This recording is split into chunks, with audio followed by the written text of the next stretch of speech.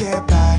It resides between my eyes. Walked through the fire, came out better on the other side. See, life's like a beach if you find the sand. And right now, I feel like 100 grand.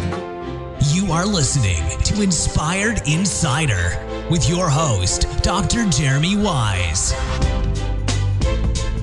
Dr. Jeremy Wise here. I'm founder of InspiredInsider.com, where I talk with inspirational entrepreneurs and leaders like the founders of P90X, Einstein Bagels, Atari, and many more, how they overcome big challenges in life and business. Today, I'm very excited. We have Alon Ozery, and he started what is now the Ozery Bakery with his father in 1996 by scraping together money from family and a business loan to start a small 700 square foot sandwich shop in Canada, and his brother Guy joined in also. Probably the bakery portion of that where they did production was only 300 square feet.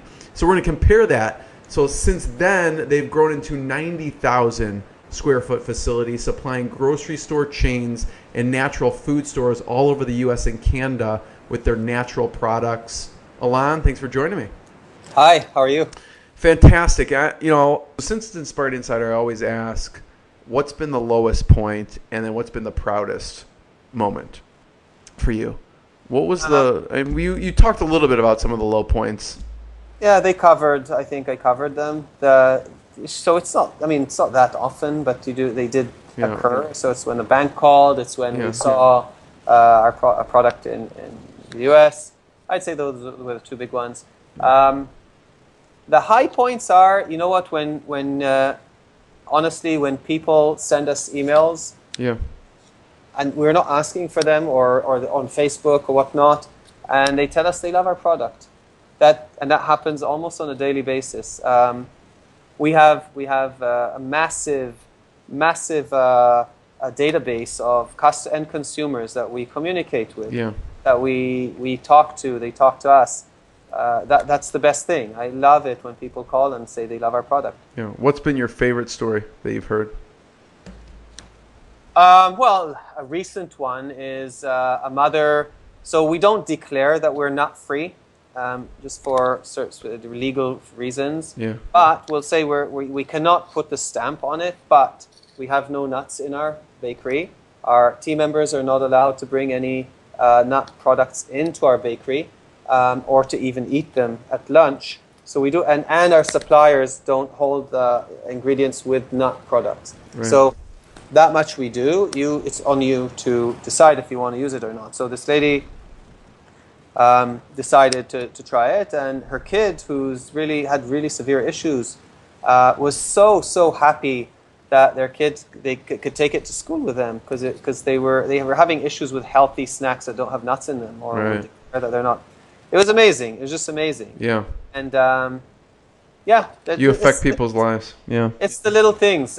We make a lot of products a day, and we put in a lot of no joke, good intention into these products, and we hope that whoever eats these products gets just only good stuff from them, and almost on an energetic level. So it's just. We want people to be happy and better once they eat, obviously with a good taste and the clean label. Yeah. But that's part of how we do things. And that's definitely our intention. Yeah, and the consumer one's big, but I want to know something also on selfish. Like, you've worked for 20 years in this, working really hard. So what's something that you've celebrated, a win you celebrated because of how hard you worked with this company? Oh, I celebrate all the time. Yeah. So all the time. When we went to San Francisco for the show, so it's half work, half. What show is it? What's the fancy food show in January, and I took the product development team with us, and we went literally partying through Napa Valley and San Francisco, and had a blast. I'm able today, in 2 weeks, I'm going to Maui again for a week for no reason. I felt like going, and 2 weeks ago I decided, and I can do it. There are a lot of benefits, and our father is amazing. His whole life he ups and downs financially, but throughout he always lived his life fully, and he enjoyed life. So he'd go to a cheaper Chinese restaurant. I remember as children when we were not doing so well at times, we'd go out and we'd have a great time in this hole in the wall. Today we'll do the same thing, and it will be either in a hole in the wall or not. It's I think it's how you look at it, and we're not materialistic. I'm not looking for necessarily fancy cars. We're looking for financial independence, definitely, and we're making headway towards that. But we don't care for huge houses, fast cars, and stuff like that. At least I'm not, and not my family either. We do. You know what? We want to have a positive impact. Yeah. And live well, and I think we're doing that. Yeah. We do a lot of work with the community. Yeah, also. I saw that. It's something you donate like 36,000 of some product per year or something, or what was I reading? That may be. I'd say the marathons, all the big marathons and runs in Southern Ontario, which is fairly big in Toronto and area. Yeah. They all get our morning rounds in their bag. But we support programs, breakfast programs in more than 100 schools in Greater Toronto area. We don't make money on it, so I think that's extremely important. That this is why we're doing these things. Is it's such a pleasure to think of kids that can't afford, their families can't afford breakfasts, are getting our morning round in the morning and. Getting them to lunch or maybe further. It's really nice. Yeah. And we work also with entrepreneurs and younger entrepreneurs. So that's like my best friends now are younger entrepreneurs, or less young now, but just it's more than just selling and money and stuff like that. Yeah. Besides, with your dad, I'm sure you've worked with him for many years. I'm curious what other lessons you learned. So live life. What other lessons did you learn from your dad working side by side? For myself, he's a lot more chill than I am. I'm a little more stressed out, so I will get stressed quickly and then go and charge the issue. Right. I think I should still go and charge the issue, but I should get stressed less. So I think I'm a lot calmer. I know I'm a lot calmer. Otherwise, I would I wouldn't be. You seem pretty calm to me, actually.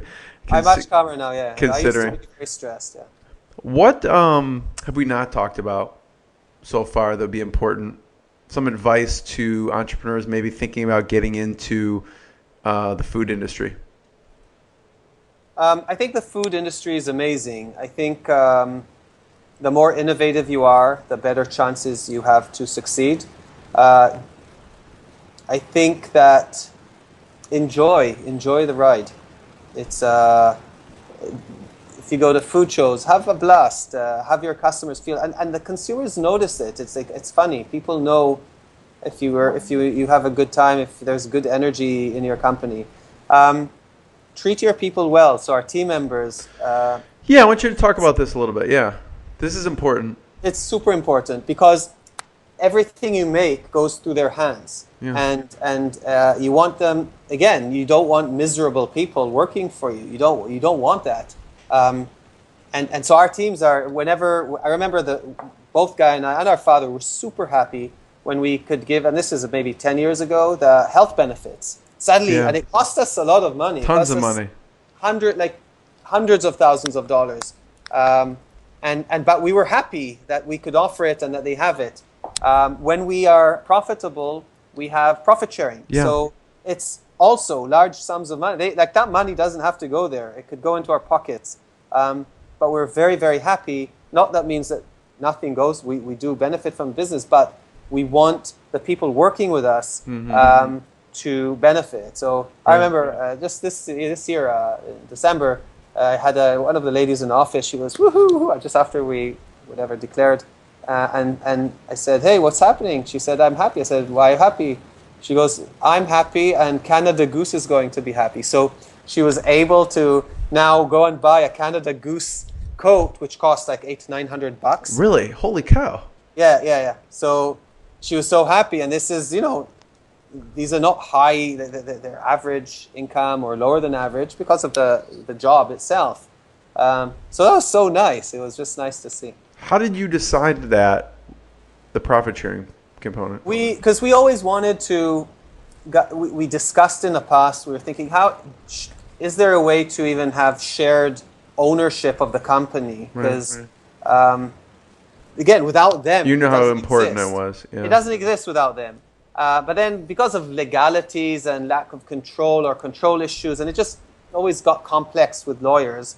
So he said, "Screw this. Let's just we'll make the decision when we can, and when we can, we do it." So we have a little formula that we follow, and that dictates when and how much it's done, and it's done at the end of every year, and everybody's familiar with how the business is doing during the year. So, yeah, it's very important. I remember it's in a few articles actually. They mentioned that, and it really stuck out. How do you come to that structure? Are there certain professionals that they're experts at that? Let's say someone wants to actually create that. Like, Alon, that sounds like an amazing idea. Where'd you start with coming up with the right formula for you? So the formula is simple. It just has to do with our profitability, and then there's a breakdown of team members by number of years and by position, and we attribute different numbers to them, plug in a number, and then it shoots out the numbers. So and the percent, we decide of a percentage of the profit that will go out, and that's it, and that can vary. It all depends. Yeah. Is there a standard when you were doing the research for it? Is there a standard that people... No? I didn't see any standard. Yeah. We were looking if anybody knows of, and again, I don't know if we'll go there or not, but I'd like to know about a way of sharing ownership of a company with team members, but without it affecting your decision-making ability and your freedom. Because that we won't compromise. That's definitely out. Alon, this has been fantastic. I appreciate it, and everyone should check out. Where should we point people towards? I mean, I have Ozery Bakery, OZeryBakery.com. Any other places that they should go to check out? No, that's it. We're very busy on Facebook. We're busy on Instagram. We have a nice new site for 3 weeks now, so go check it out. And and go taste our products, because a screen is boring, but a really tasty toasted morning round. What's your favorite product, and what do you put on it?